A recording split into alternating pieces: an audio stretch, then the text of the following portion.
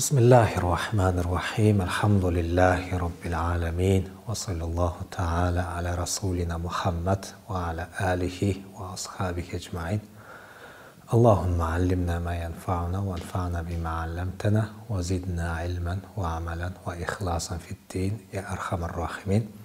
Thumma ma ba'd. Esselamu aleykum ve rahmetullahi ve berekatuhu. Biz buga çeyin soda satık turasında ötüp attık. Murdaqı sabagыбыз хияру şart жөнүндө болду эле. Бүгүнкү айтыла турган сабак хияру ар-ру'я жөнүндө болмокчу. Хияру ру'я деген эмне? Ал дегени эгерде кайсыл бир киши көрбөгөн бир буюмду сатып алган болсо, сатып алганга чейин көрбөгөн аны. Анан келишим болуп жатканда дагы көрбөгөн. Кийин аны колго алгандан кийин көрүп атат. Аны көргөндөн кийин тандоо ыктыяры берилет.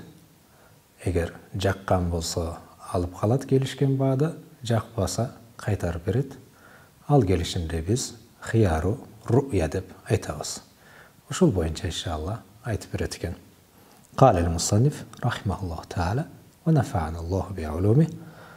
ومن اشترى ما لم يره جاز وله خيار الرؤيا ومن باع ما لم يره فلا خيار له. Кайсыл бир киши көрбөй туруп бир буюмду сатып алган болсо, жаза шариатка ылайыктуу боло берет. Мисалы мен ол китепти көргөн жокмун. Китептин ээси айтты, менде бир китеп бар. Анын китептин атын айтты. Мен аны көрбөй туруп эле сатып алып атам. Жаза шариатка ылайыктуу боло берет дейт ошол келишим. Валаху хияру ру'я, бирок китепти көргөндөн кийин мага тандоо ыктыяры берилет. Кааласам алам келишкен баада, каалабасам кайтарып салам. Жок, мага кереги жок экен, мага жакпай калды деп кайтарып салам. ومن باع ما لم يره فلا خيار له. Эгерде мен бир буюмумду, бир мүлкүмдү көрбөй туруп башка бирөөгө сатып ийген болсом, кийин мен аны көрүп калгандан кийин мага тандоо ыктыяры берилбейт. Мисалы, мага бирөө белек кылды дейлик бир буюмду. Же мен мурастан мага бир буюм мага бөлүндү. Бир жакыным өтүп кетти. Анан мураскор катары бир буюм менин мага тийди, мага бөлүндү. Эми ошону мен көрбөй туруп сатып ийдим башкага, бул жарай берет дейт. Бирок кийин мен көрүп калганымдан кийин мага жагып калса, мен аны сатпайм дей албайм. Мага тандоо ыктыяры берилбейт. Анткени мен башкага сатып ийдим. Эгерде көрбөй туруп бир буюмду сатып алсаңыз дейт, кийин көргөн учурда тандоо ыктыяры берилет. Бирок көрбөй туруп башкага сатып ийген болсоңуз, анда тандоо ыктыяры берилбейт дейт. ويسقط برؤية ما يوجب العلم بالمقصود كوجه الآدم ووجه الدابة وكفلها.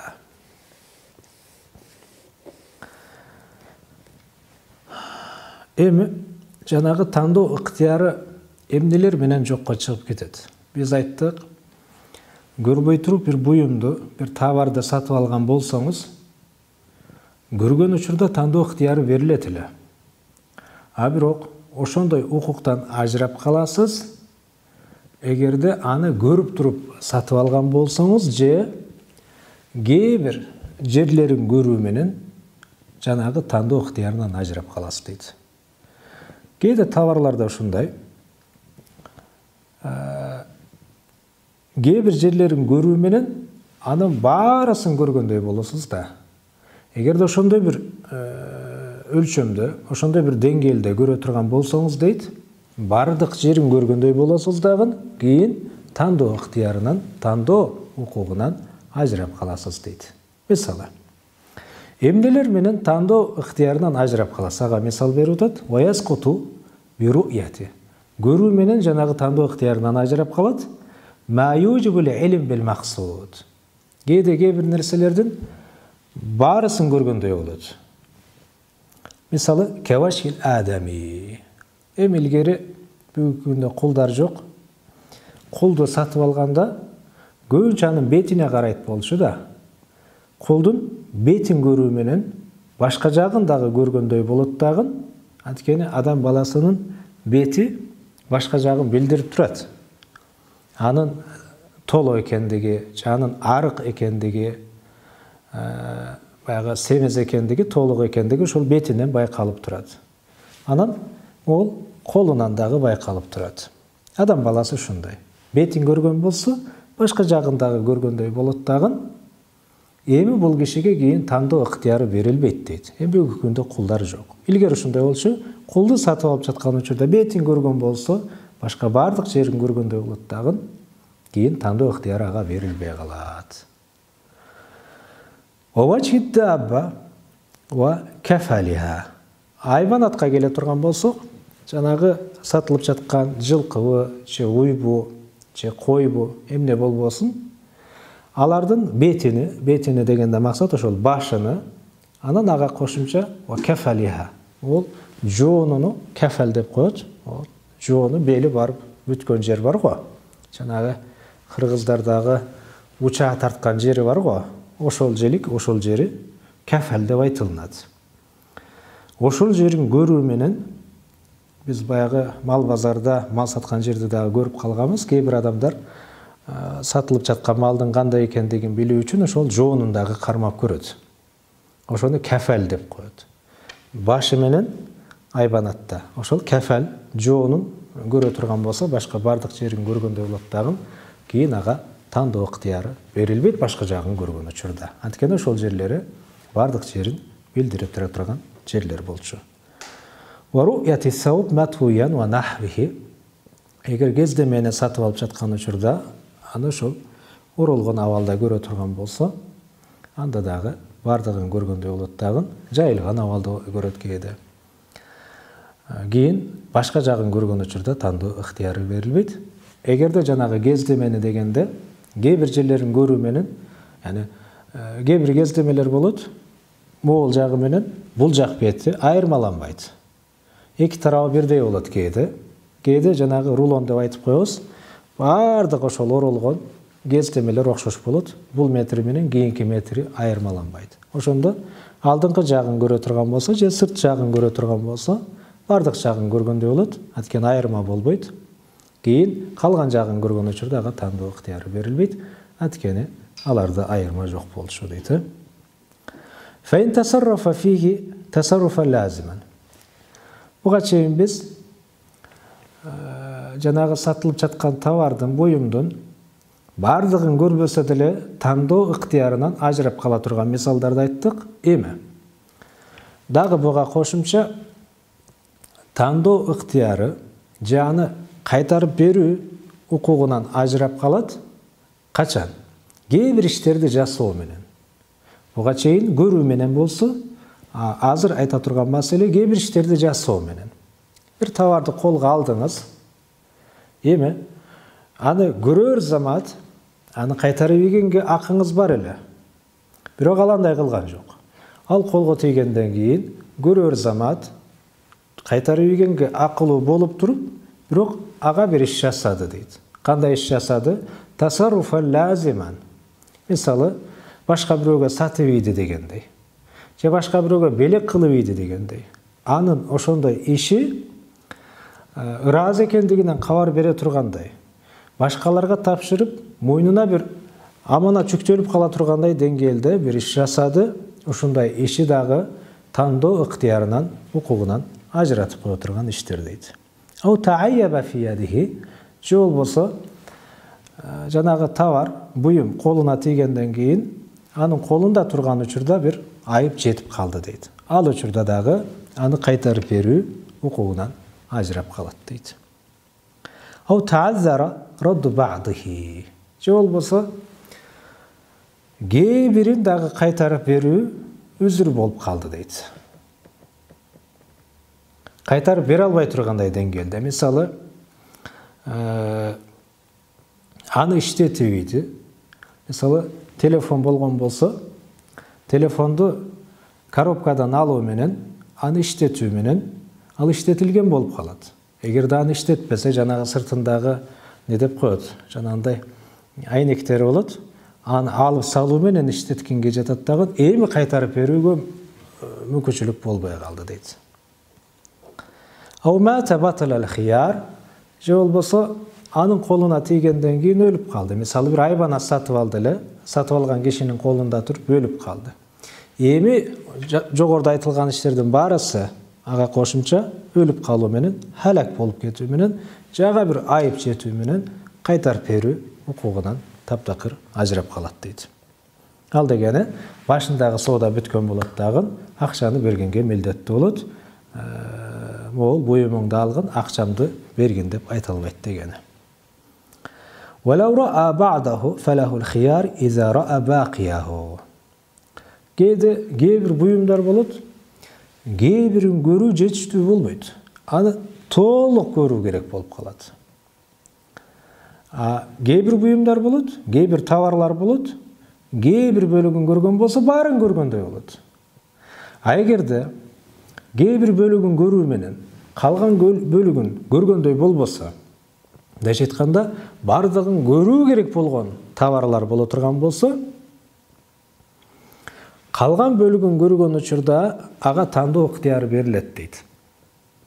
Мисалы, бир киши бир тонна буудай алды дейлик, анан ошонун жарымын көрдү. Анан жарымын көрө элек. Алымдар эмне дейт? Калган жарымын көргөн учуруңузда тандоо ыктыяры берилет. Каласаңыз ошол келишкен баада жарымын алып кала бересиз дагы, каласаңыз эмне кайтарып саласыз. وَمَا يُعْرَضُ بِالْأَنْمُوذَجِ رُؤْيَةُ بَعْضِهِ كَرُؤْيَةِ كُلِّهِ. Кейбір товарлар болот. Кейбирин көрүү, ана жогоруда да айттык элек, баарысын көргөндөй болот. Бил анмузаж дегени, мисалы, эгерде бир буудай сата турган болсоңуз, кээде ошол буудайдын бардыгын базарга алып келип, анан ал жерден бардыгын сатуу кыйын да, баарысын алып келип, анан өтпөй калган учурда кайра баарысын үйгө алып баруу машаккаттуу болот. Кыйынчылык туудурат, анан чыгым дагы болот. Ошентип чыгым болбосун деп, кээде үйдөн мисалы бир тонна буудай болсо, ошондо 1 килограмм алып туруп, анан базарга келип, ошол жерден алуучуларга көргөзөт. Менде ушундай буудай бар, көргүлө. Ушундан 1 тонна буудай бар, же 10 тонна буудай бар дейт. Ошентип, кейбирин көрүү менен башка жагындагы көрө тургандай, көргөндөй товар боло турган болсо, анда ошол бөлүгүн көрүү менен бардыгын көргөндөй болот. Кийин буудайды көргөн учурда, мисалы азыркыдай сүрөттө, жок мен ала албайт экенмин деп келишимди бузганга болбойт. Анткени кейбирин көрүү менен бардыгын көрө тургандай бир товар болчу бул. Же болбосо мисалы бүгүнкү күндө кийимди ала турган болсок дейлик, кийимди көтөрүп келүүсү мүмкүн, мисалы базарда иштеген кийим саткан кишилерге. Алып келип айтат, менде ушундай кийим бар, ушундай көйнөк бар деп айтуусу мүмкүн. Анан ошол көйнөктү көргөндө башка бардык көйнөк ошого окшош болот. Анткени бир эле көйнөк тикчүү жерден чыккан, фабрика деп айтабызбы? Баарысы окшош болот анын. Размеринде гана айырма болбосо, анын кездеме материалында, анын тегилишинде баарысы окшош болот. Кейбирин көрүү менен башка жагын көргөндөй болгон товарларда кийин калган жагын көргөн учурда келишимди буза албайт, мен көрбөдүм деп. Анткени кейбирин көрүү бардыгын көргөнгө эмне татый турган товарлар болгондугу үчүн. وَمَنْ بَاعَ مِلْكَ غَيْرِهِ فَالْمَالِكُ إِنْ شَاءَ رَدَّهُ وَإِنْ شَاءَ أَجَازَهُ. Кайсыл бир киши башка бирөөнүн мүлкүн сатып ийген болсо, мисалы, о телефон менин буюмум, менин телефонум. Телефон ушул жерде турган учурда бирөө келип башка бирөөгө сатып ийди буну. Ошондо мага тандоо ыктыяры берилет. Ал дегени, мен кааласам канчага келиштиңер дейм, 10 000 сомго. Макул, ыраазычылыгын билдирем. Ошол жерден соода жүрүп кете берет.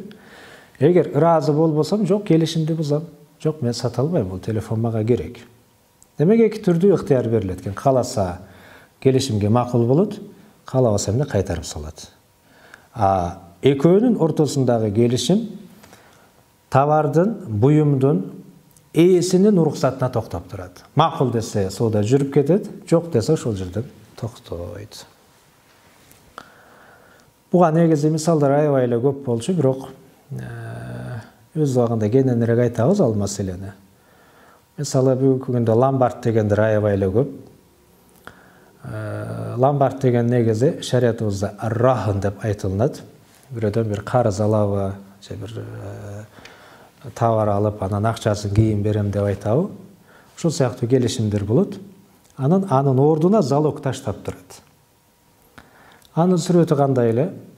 Мен акчасын бере албай калган учурда, карызды төлөй албай калган учурда, залогко ташталган буюмду сатып туруп, өзүнүн акчасын чыгарып алат эле да. Бул шариатка ылайыктуу эле. Бирок жанагы убакыт келбестен туруп сатып ие турган болсо, анда дегенин уруксатына токтоп турат дегени. Анткени ал бирөөнүн мүлкү, анын колунда аманат гана болуп турчу да. Эгер кыянат эле кылбаса, ал жооп бербейт. Эгер кыянат кылып башка бирөөгө сатып ийиши менен жоопкерчиликти алган болот. وَمَنْ بَاعَ مِلْكَ غَيْرِهِ. Ошону айтып жатат, кайсыл бир киши башка бирөөнүн мүлкүн сатып ийген болсо. Дагы бир мисал айтып көрө турган болсок, кээде угуп калабыз. Мисалы бирөөнүн жерин сатып ие турган учурлар болот экен бүгүнкү күндө. Жаңы конуштар бар. Жанагы участок деп айтабыз го. Ошол жерден бирөө экинчи бир адамдын жерин сатып ийет. Ээси башка болчу, башынан бөлүнгөндө башка эле бир адамга тийген. Анан бул жакта тиешеси жок эле кишилер чыгып туруп, анын жерин сатып ийет. Соода келишим байланат, бирок анын жүрүп кетүүсү, анын шариатка ылайыктуу болуп байлануусу жердин ээсинин уруксатына токтоп турат. Эгерде ал макулдугун билдирген болсо, соода жүрөт. Акчаны жердин ээсине берүү керек болуп калат. Эгерде макулдугун билдирбесе, анда соода жүрбөйт. Кээде Кудай сактасын, бир эле жерди 2-3 адам сатып ийген учурлар болот экен. Мисалы бир киши бирөөнүн жерин сатып ийди. Ал саткан кишинин ээси деп туруп акчаны берет. Аны жерди колго алгандан кийин башка бирөөгө сатып ийет. Документи жок жерлер бар да. Анан ал колго алгандан кийин акчаны теге саткан кишиге берет дагы, ал дагы башкага сатып ийген учурлар болот. Кандай болбосун, бирөөнүн мүлкү болгондуктан соода жүрбөйт. Сооданын шариатка ылайыктуу болуп байлануусу ээсинин уруксатына токтоп турат. Макулдугун билдирсе жүрүп кетет, макулдугун билдирбесе жокко чыгат. وَمَنْ بَاعَ مِلْكَ غَيْرِهِ. Башка бирөө мүлкүн сатып ийди. فَالْمَالِكُ. Ээси иншаа роддаху. Кааласа кайтарып салат. Жок, мен сата албайм, бул буюм мага керек. Жер керек мага. Телефон керек. Мен сата албайм буну. Кааласа кайтарып салат. Ва иншаа ажаза. Кааласа макулдугун билдирет. Балким ошого чейин сата албай жүргөн болушу мүмкүн. Акча керек болуп аткан болушу мүмкүн. Кааласа уруксатын берет. إذا كان المبيع والمتبائعان بحالهم. Шарты сатылган товар, анан сатуучу кишилер, саткан киши менен сатып алуучу киши бихалихим, өз ордунда болсо дейт. Яни мавжуд бар болуп турган болсо. Эгерде халак болуп кеткен болсо жок. Халак болуп кетпей, жанагы халак деген жок болуп кеткен жок. Сатылган товар колунда турат. Ал учурда тандоо ыктыяр берилет экен. Кааласа уруксатын берет, кааласа кайтарып салат дейт.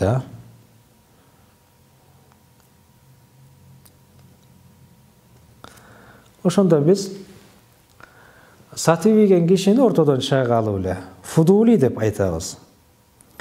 Бул бир эле соодада эмес, никеде дагы болуусу мүмкүн. Никеде кантип, мисалы бир жигит үйлөнө албай жүрөт дейлик. Анан ал киши айтат, жакшы бир аял болгондо үйлөнөт элем дейт. Анан жанагы кишинин кызы бар же карындашы бар дейлик, же дагы башка бир аял. Ошол аялдын атынан тиги жигитке ыраазычылыгын билдирип коет. Эми никенин жүрүүсү тиги аялдын эмне уруксатына токтоп турат. Демек фудули деген бул бир эле соодада эмес, никеде дагы болуусу мүмкүн экен. Фудули деген бирөөнүн атынан кабыл алып коюу. Бирөөнүн буюмун сатып ийет бирөөлөргө, же бирөөнүн атынан мисалы никеге туруп коет. Булардын баарысы ээсинин уруксатына токтоп турат. Кааласа уруксатын берет, кааласа кайтарып салат. وصلى الله تعالى على رسولنا محمد وعلى آله وأصحابه أجمعين.